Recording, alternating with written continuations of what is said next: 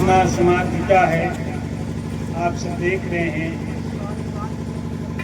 ये कृपा है हमारी माता जी भुल्लन देवी जी,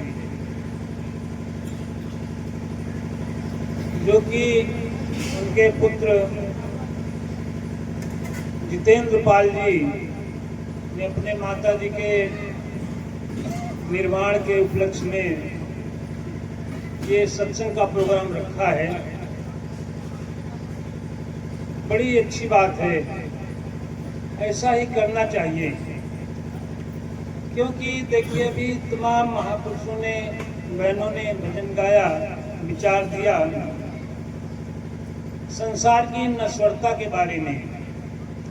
संसार यह सब नष्ट होने वाला है, सब नाशवान है। चाहे हमारा शरीर हो, चाहे कोई भी जीव जंतु हो, या कोई भी पेड़ पौधा हो, कोई भी निर्माण आपने किया है, ये सब नाशवान है। एक न एक दिन सभी नष्ट हो जाते हैं। हमारा शरीर भी, इसकी भी उम्र जब हो जाएगी तो ये भी नाशवान है, नष्ट हो जाता है। इसको कोई रोक नहीं सकता है, किसी के बस में नहीं है। लेकिन यह सब हम सब समझते हैं, सभी जान रहे हैं। तमाम महापुरुषों ने बताया भजन के माध्यम से, विचार के माध्यम से। तो हम करें क्या? यह सब तो नाशवान है, हमारे काम नहीं आएगा। जब तक हमारा शरीर संसार में है तब तक उसका उपयोग कर सकते हैं, अच्छे रूप में या खराब रूप में, अपने स्वार्थ के लिए या किसी की भलाई के लिए उपयोग कर सकते हैं। उसके बाद छोड़ना ही पड़ेगा। साध संगत जी, आप ये भी सुने हैं कि यह जीव जो है ये पिंजड़ा छोड़ के निकल जाता है। ये भी सुने हैं कि परदेसी बलमा के पास जाना है। इनसे हमें बड़ा भ्रम होता है कि इसमें से निकलने के बाद हमको कहीं बाहर दूर जाना है, बहुत दूर जाना है। ऐसा कुछ नहीं है, यह हमारा भ्रम है, अज्ञानता है। हम जानते नहीं इसके बारे में कि क्या निकलता है, क्या जाता है, क्या आता है। इसलिए तमाम प्रकार के भ्रम हमें हैं।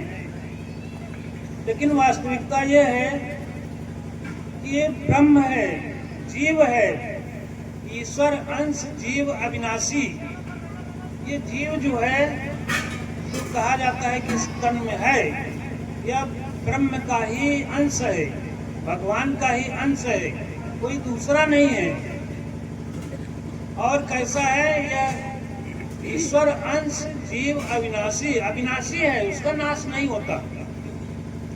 सब तो नष्ट हो जाता है, हमारा शरीर भी नष्ट हो जाता है, लेकिन इस जीव का नाश नहीं होता, ये नष्ट नहीं होता। और कैसा है?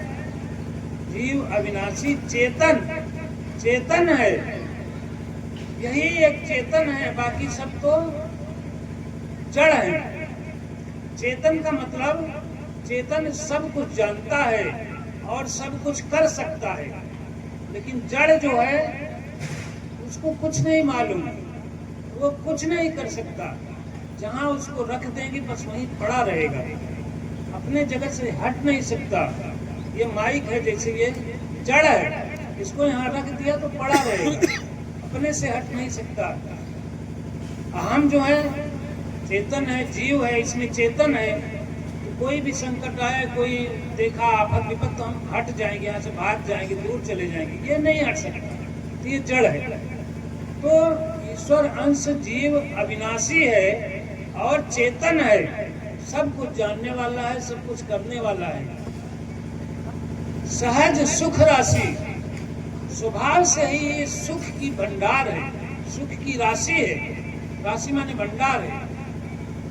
ये इसमें सुख की खान भरा हुआ है। ये हम नहीं कह रहे, ये रामायण चौपाई कह रही है। इसमें विचार करिए कि ये जब इतना सुखी है, सुख का भंडार है, उसके बाद भी हम दुखी रहते हैं। क्यों दुखी रहते हैं? जीवन भर आदमी यही रोता रहता है कि हमें ये तकलीफ है, हम बीमार हैं, हम बहुत दुखी हैं, हमारे ऊपर बड़ी परेशानी है, इस आफत में हम पड़े हैं। बस यही गाता रहता है, यही रटता रहता है, जबकि वो सुख का भंडार उसके अंदर है। तो क्यों हम सुखी नहीं होते? इसीलिए नहीं सुखी होते कि हम अपने आप को जानते नहीं, अपने आप को नहीं जान पाते हैं कि हम हैं क्या, कौन है। और जबकि रामायण चौपाई कह रही कि ईश्वर अंश जीव अविनाशी, हम ब्रह्म ही है, परमात्मा ही है, लेकिन अज्ञानता है हमारे अंदर, इस चीज को हम जान नहीं रहे हैं। और जब जान जाएंगे तब यह पता चलेगा कि हमको कहीं जाना नहीं रहता, कहीं से आना नहीं रहता। केवल गीता कह रही है कि वासांसि जीर्णानि यथा विहाय। क्या कह रही है गीता? कि जैसे ये कपड़ा है, अब ये कुर्ता पहने, ये कुर्ता जब पुराना हो जाएगा, फट जाएगा, तो इसको हम छोड़ देंगे, उतार के दूसरा धारण कर लेते हैं, दूसरा नया कुर्ता पहन लेंगे। इसी तरह से ये जीव है, जब ये शरीर जर्जर हो गया, बुढ़ा हो गया, अशक्त हो गया, काम नहीं कर सकता, असमर्थ हो गया, तो ये इसको छोड़ करके, इस शरीर को छोड़ करके दूसरा शरीर धारण कर लेता है। ये गीता कह रही है। तो हमारा नाश नहीं, ये जीव जीव इसमें है, ब्रह्म है, इसका अंश है, इसका नाश नहीं है। वो केवल एक कपड़ा छोड़ करके, एक वस्तु छोड़ करके दूसरा धारण कर लेता है। अब बात यह है कि अगर हम इसको जान गए, अपने आप को जान गए, तो हम इससे भी मुक्त हो सकते हैं। दूसरा शरीर धारण करने का मतलब 84 लाख योनियों में हम पड़े हैं, कभी मनुष्य बने, कभी कुकर बने, कभी हाथी बने, कभी घोड़ा बने, एक शरीर को छोड़कर दूसरा धारण कर लेते हैं, आवागमन के चक्कर में पड़े रहते हैं। हमारा दुख नहीं दूर होता, शरीर भले बदल जाता है, लेकिन कष्ट सहते रहते हैं। इन सब से निजात पाने का एक अवसर ये है सत्संग, सतगुरु का ज्ञान। अपने आप को जान लीजिए कि हम वास्तव में हैं क्या। तो जब इस चीज को जान जाएंगे, तब आवागमन से मुक्ति मिल जाएगी, एकदम छुटकारा मिल जाएगा। आपको फिर जन्म मरण दोबारा नहीं है, एकदम निर्माण हो जाएगा। कहते हैं सोई जानै जई देव जनाई, जानत तुम्हें हो जाई। वही जान सकता है। क्या जानना है? भगवान को, अपने आप को जानना जरूरी है, तभी दुख से छुटकारा मिलेगा।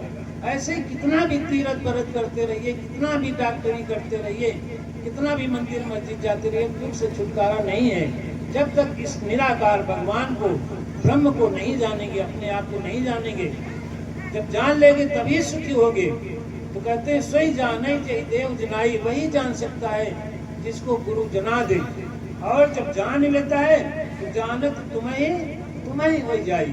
भगवान को जानते ही ब्रह्म स्वरूप ही हो जाता है, सारे दुखों से छुटकारा मिल जाता है और अपने में ही स्थित हो जाता है। तो हमारी बहन जी ने हमको कितना बड़ा सौभाग्य दिया ये समाज लगा करके कि हम भी गुरु को ढूंढ लें, जो गुरु इस चीज को बता सके अपने आप को, उसको ढूंढ करके जान लें उससे, और हम भी सुखी हो जाएं। तो इसका एक अवसर यहाँ पर सत्संग लगता है। कटका गांव में हर इतवार को सत्संग होता है, वहाँ पर आइए और इस ज्ञान को जान लीजिए अपने आप को, और सारे दुखों से छुटकारा, हमारा जीवन का कल्याण दोनों तरह से होगा। जब तक हम संसार में रहेंगे सुखी रहेंगे, जब शरीर खत्म होगा तो हम अपने निर्वाण, अपने स्वरूप में स्थित हो जाएंगे। शास्त्र जी भाई जितेंद्र पाल जी ने बहुत बड़ा महान काम किया है ये सत्संग लगा करके, और उनसे भी निवेदन है कि वो भी सत्संग में हमेशा आया करें। माता जी ने उनको इस ज्ञान से जोड़ दिया है, उसका लाभ लें, उसका फायदा लें और सारे परिवार के साथ सुखी हो जाएं। शास्त्री जी प्यार से कहिए सद्गुरु भगवान की